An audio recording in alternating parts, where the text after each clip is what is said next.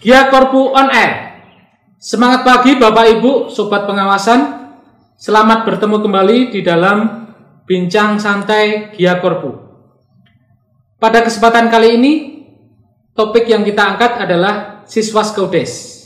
Bersama kita sudah hadir narasumber dari Deputi PPKD, Bapak Ahmad Basori. Beliau saat ini menjabat posisi sebagai Kasubdit Desa Wilayah 2 Deputi PPKD. Pernah di perwakilan BPKJ Jawa Timur ya, kurang lebih berapa, 15 atau 20 tahun Pak?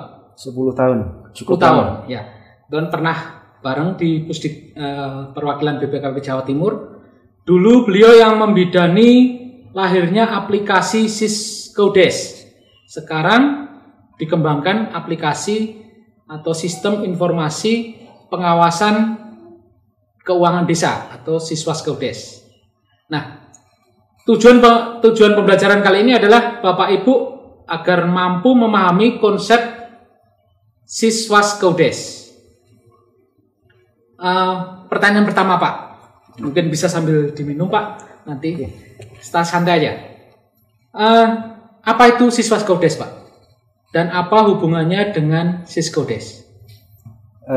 Bicara Siswaskeudes, ini adalah suatu sistem pengawasan keuangan desa yang kita rancang gitu ya, yang kita rancang untuk dalam rangka mempermudah pengawasan keuangan desa.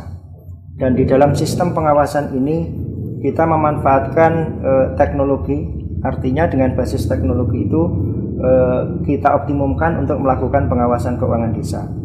Nah, kalau bicara apa hubungannya ini dengan Siswaskeudes, jadi kita tahu bahwa saat ini Siswaskeudes ini telah digunakan hampir di 95,06% desa di seluruh Indonesia. Kalau tidak salah 71.249 desa sudah menggunakan Siswaskeudes. Nah, ini suatu capaian yang cukup signifikan sehingga data Siswaskeudes yang sudah terimplementasi di desa itu bisa dimanfaatkan untuk dalam rangka kegiatan pengawasan. Nah, di Siswaskeudes inilah kita ciptakan suatu tools, suatu alat untuk membaca data Siswaskeudes dalam rangka untuk melakukan proses pengawasan keuangan desa. Nah, kalau kita bicara latar belakangnya dulu Pak, kira-kira apa latar belakang adanya Siswaskeudes ini Pak? Bicara latar belakang Siswaskeudes ini kalau kita berkaca dari kondisi yang existing yang ada bahwa jumlah desa di Indonesia ini cukup luar biasa. Kita tahu bahwa di Indonesia ini hampir ada 74.953 desa. Ini suatu jumlah yang cukup besar. Artinya ini populasi ini cukup besar dalam rangka untuk melakukan pengawasan. Nah, ini juga dibandingkan dengan jumlah SDM APIP kabupaten kota terutama dalam rangka untuk melakukan pengawasan. Kita tahu bahwa rasio jumlah rata-rata SDM APIP di kabupaten kota berkisar antara 30 sampai 40 orang, yang ini juga harus dibebani untuk melakukan pengawasan. Selain untuk melakukan pengawasan terhadap desa, juga mereka melakukan pengawasan terhadap OPD. Nah, ada salah satu kabupaten, misalnya kita ambil contoh gitu, satu kabupaten dia memiliki desa hampir 300 sampai 400 desa. Dengan jumlah yang SDM yang terbatas ini, bagaimana si APIP ini melakukan pengawasan terhadap desa? Artinya dari jumlah tersebut, bagaimana mereka melakukan pengawasan secara efektif dan efisien. Nah, Siswas ini fungsinya adalah mendukung APIP kabupaten kotanya dalam rangka melakukan pengawasan desa yang jumlahnya cukup besar tadi. Kalau kita bicara sistem Pak, untuk bisa diterapkan, biasanya instansi pemerintah itu menanyakan dasar hukum Pak. Nah, kira-kira ada nggak dasar hukum penerapan Siswaskeudes ini Pak? Bicara dasar hukum, kita tahu bahwa di Undang-Undang Nomor 6 tentang Desa, kemudian di PP 43 tahun 2014 tentang pedoman pelaksanaan Undang-Undang Desa. Di sana diamanatkan bahwa APIP kabupaten kota diberikan mandat untuk melakukan pengawasan keuangan desa. Nah ini melalui sistem ini kita mendukung mereka untuk melakukan proses pengawasan. Nah terkait peran tersebut, kita tahu bahwa di PP 60 tahun 2008 BPKP adalah sebagai pembina APIP. Tentunya dengan peran tersebut kita akan mendukung untuk bagaimana APIP kabupaten kota utamanya efektif dalam melakukan pengawasan keuangan desa. Dengan latar belakang tadi bahwa jumlah desa cukup signifikan, sementara dari sisi SDM pengawasan ada keterbatasan. Ya. Jadi pengguna Siswaskaudes itu sebenarnya adalah APIP ya Pak ya? Betul. Kabupaten kota. Kalau dilihat dari ininya Pak, manfaatnya dibandingkan dengan sistem kita yang tradisional ya, maksudnya audit model manual atau tradisional. Kira-kira apa manfaat lebih dari Siswaskaudes ini Pak? Bicara manfaat Siswas ini, tadi sudah saya sampaikan bahwa sebagai contoh ada salah satu kabupaten, dia punya desa hampir 300 sampai 400 desa, sementara jumlah SDM yang sedikit. Tentunya tidak memungkinkan bagi APIP, terutama APIP kabupaten kota, untuk memeriksa seluruh desa yang ada di wilayahnya.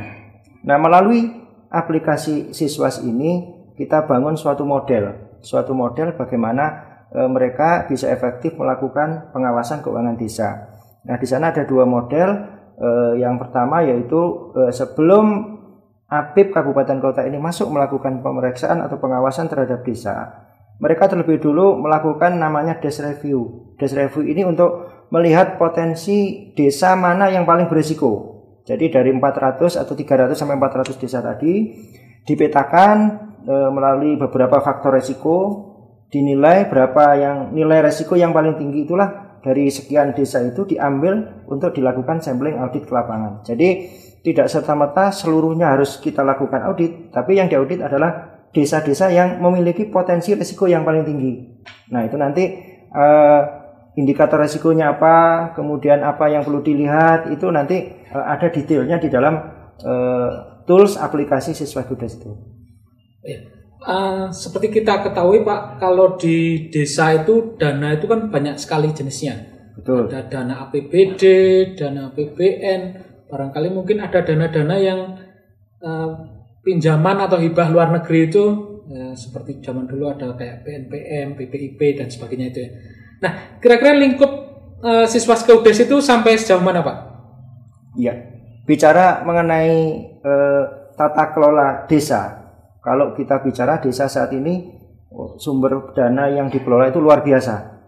Jadi kalau kita petakan di dalam dana-dana apa yang masuk ke desa itu hampir ada 7 sumber dana yang dikelola oleh desa.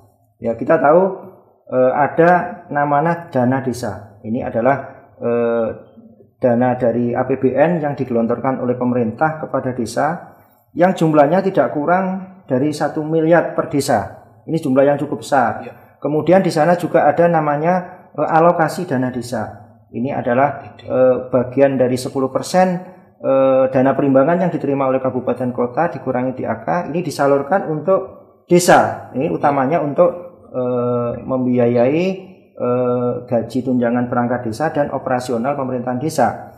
Kemudian di luar dana itu juga ada bantuan keuangan dari provinsi yang masuk ke desa. Kemudian ada juga dana bantuan dari kabupaten yang masuk ke desa. Di luar itu juga ada namanya sumber pendanaan lokal desa, yaitu dari pendapatan asli desa. Kemudian ada bantuan-bantuan CSR dari mungkin perasaan lokal yang ada desa, yang itu diserahkan kepada desa. Nah, seluruh sumber dana yang saya sebutkan tadi itu dikelola dalam kerangka anggaran pendapatan dan belanja desa dalam satu kesatuan.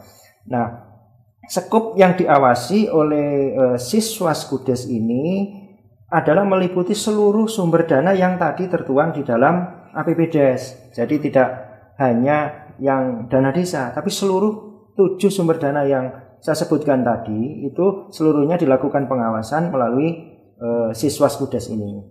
Oke, terima kasih. Tadi bicara kalau Siswaskaudes itu dilengkapi dengan aplikasi ya Pak ya. bisa digambarkan sedikit aplikasi Siswaska UDES itu modelnya seperti apa, Pak? Kalau di dalam grand design pengembangan itu kita ada tim pengembang dari BPKP dan Kemendagri. Itu kami senantiasa berkoordinasi untuk melakukan pengembangan sistem. Itu ada sistem, kalau kita lihat bicara sistem pengawasan itu luas sekali. Artinya di sana ada suatu mekanisme monitoring. Kita nanti visi kedepannya ada semacam dashboard monitoring hasil pengawasan seluruh APIP kabupaten di seluruh Indonesia yang itu bisa kita monitor setiap saat. Kemudian di luar itu juga nanti ada tools pengawasan yang nantinya bisa dimanfaatkan oleh APIP di daerah untuk melakukan pengawasan keuangan desa terhadap desa-desa yang ada di wilayahnya. Nah, di dalam grand design itu untuk sementara dalam jangka pendek ini kita ciptakan dulu tools alat bagi APIP kabupaten kota untuk melakukan pengawasan. Itu bentuknya yang sudah kita kembangkan, yang sudah kita launching kemarin pada tanggal 18 Februari 2020 oleh Pak Mendagri. Itu tools untuk melakukan audit pengawasan keuangan desa. Nah, itu dengan tools itu nanti si APIP kabupaten kota dibantu untuk yang tadi melakukan untuk review monitoring terhadap tata kelola keuangan desa dalam suatu kabupaten kota, dalam suatu area itu dilakukan monitoring. Jadi di situ melalui desk review tadi untuk memilih dari sekian desa mana sih yang paling berisiko. Itulah nanti yang dipetakan di situ. Kemudian tools itu juga nanti di dalamnya juga membantu si auditor APIP untuk melakukan individual audit ke desa. Karena selama ini banyak kebingungan bagi teman-teman di daerah untuk melakukan pengawasan desa itu harus mulai dari mana gitu. Hingga di tengah kebingungan itu pada saat kami melakukan FGD ada satu yang bercerita, Pak, kami ke desa melakukan audit sudah 200 desa. Nah, apa yang sudah dilakukan? Ternyata mereka hanya tutup buku. Jadi dari satu ke desa yang lain hanya tutup buku. Nah, tentunya ini harus kita standarisasi. Nah, melalui aplikasi itu ada tahapan-tahapan audit yang harus dilalui oleh si auditor ketika melakukan pengawasan keuangan desa. Jadi selain tahapan-tahapan juga nanti di sana ada program kerja audit yang sudah terstandarisasi. Artinya dengan aplikasi ini proses auditnya sudah punya standar baku yang sudah kita minimalnya seperti apa, itu sudah difasilitasi oleh sistem aplikasi ini. Oke, sedikit saya pernah membuka dulu model aplikasinya itu. Kesan yang saya dapat ada semacam mengadopsi konsep CACM gitu ya, continuous auditing, continuous monitoring gitu ya. Kira-kira indikatornya apa dalam rangka memilih desa yang berisiko tadi, Pak? Di sana ada 12 indikator sebenarnya, ada 12 indikator untuk menentukan desa mana yang paling berisiko. Ada kita istilahkan indikator terkait dengan keuangan dan indikator non keuangan. Nah, sebagai contoh misalnya untuk indikator keuangan adalah proporsi rasio antara belanja operasional dengan belanja pembangunan atau belanja yang digunakan untuk penyediaan infrastruktur pelayanan publik. Itu kita lihat di Undang-Undang 6 maupun di PP 43 di situ dijelaskan bahwa untuk belanja operasional gaji tunjangan dan operasional pemerintahan desa itu maksimal 30%. Nanti dilihat seberapa besar. Artinya kalau ada suatu desa yang melampaui dari jumlah ini, berarti ada semacam indikasi pemborosan keuangan desa untuk kegiatan operasional pemerintahan desa. Nah, di luar itu juga kita lihat dari sisi desa ini mengelola uangnya seperti apa. Jadi kita lihat misalnya dari frekuensi pencairan uang. Nah, ada kecenderungan dari beberapa desa itu melakukan pencairan sekaligus. Ketika dana desa turun 400 juta, diambil sekaligus. Tentunya ini memiliki resiko yang tinggi. Artinya uang diambil tanpa melihat kebutuhan di lapangan. Nah, itu nanti dianalisis melalui frekuensi bagaimana mereka mengelola uang, bagaimana mereka mencairkan uang. Itu kita lihat resikonya seberapa. Kemudian juga ada indikator keuangan itu terkait pola mereka ketaatan ketaatan melakukan pungutan perpajakan. Itu apakah dari setiap bukti-bukti kwitansi yang dengan nilai nominal di atas sekian ini sudah dipotong pajak belum? Nah, itu kita analisis di situ. Nah, di situ ini muncul nanti. Artinya sebelum si auditor ini turun ke lapangan, dia sudah punya indikasi-indikasi mana yang berisiko. Nah, nanti ketika turun ke lapangan, tinggal si auditor tadi nanti fokus di mana. Ketika nanti objek yang berisiko misalnya terkait masalah pencairan, tentunya mereka pendalaman auditnya adalah terkait pencairan pengelolaan uang mereka seperti apa, itu yang akan didalami oleh auditor tadi. Nah, kemudian di luar yang tadi saya sampaikan ada indikator keuangan, juga ada yang non keuangan. Non keuangan itu seperti misalnya ketepatan waktu penetapan APBDes. Wah, ini cukup signifikan. Misalnya kalau di ketentuan itu si desa itu harus sudah menyediakan atau menyiapkan APBN itu per 1 Januari sudah punya APBN. Punya APBDes, mohon maaf, punya APBDes. Nah, di dalam faktanya banyak desa ini baru menetapkan APBDes bulan Mei. Nah, tentunya ini punya banyak resiko, punya banyak masalah. Artinya dia baru bisa melaksanakan APBDes itu tengah tahun. Nah, ini resikonya banyak di sana. Kita bicara resiko, bagaimana dengan pengeluaran yang Januari sampai dengan Mei? Tentunya ini dasar hukumnya tidak ada dasar hukum yang jelas atas pengeluaran yang 5 bulan itu yang sebelum adanya penetapan APBDes. Kemudian di luar itu juga terkait PBJ, pengadaan barang dan jasa desa. Ketika suatu PBJ mundur pelaksanaannya, tentunya cash flow pencairan uang itu akan kumpul di akhir tahun, yang ini memiliki resiko yang tinggi, dan di situ juga dari sisi pengendalian juga akan tentunya lemah ketika suatu pengeluaran didominasi di akhir tahun. Nah, ini memiliki banyak resiko yang tinggi. Ini beberapa hal yang di capture oleh si aplikasi Siswaskudes ini dengan melihat pola-pola tadi itu dari salah satu resiko non keuangan. Kemudian juga di resiko non keuangan itu kita lihat banyaknya pengaduan.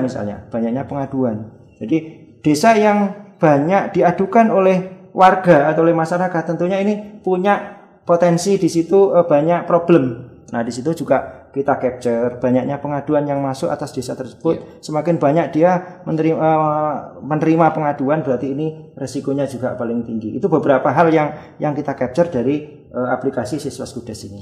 Oke, kalau bicara teknis aplikasinya sendiri, kira-kira ada requirement nggak atau prasyarat bisa diterapkannya atau diinstalnya atau diterapkan atau diimplementasikan aplikasi Siswaskudes ini, Pak?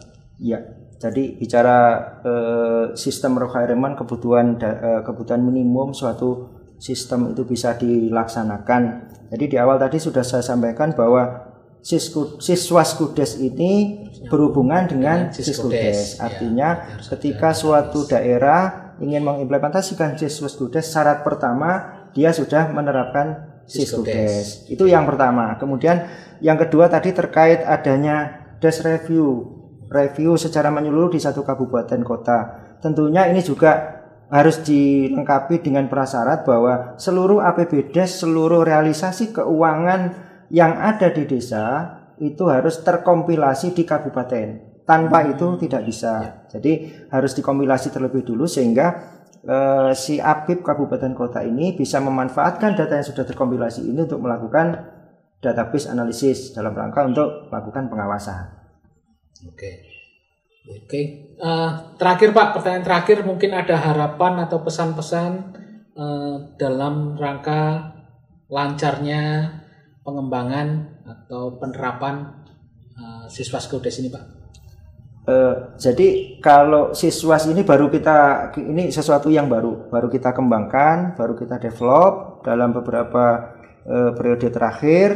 Yang ini kemudian untuk sampai dengan posisi kemarin baru kita FGD-kan di 20 kabupaten kota, dan ini juga masih dalam tahap uji coba, istilahnya baru tahap uji coba. Dan kita harapkan nanti setelah adanya kemarin sudah di launching oleh Pak Mendagri itu, kita harapkan ini bisa diterapkan di seluruh Indonesia, utamanya di kabupaten kota yang sudah menerapkan Siskudes.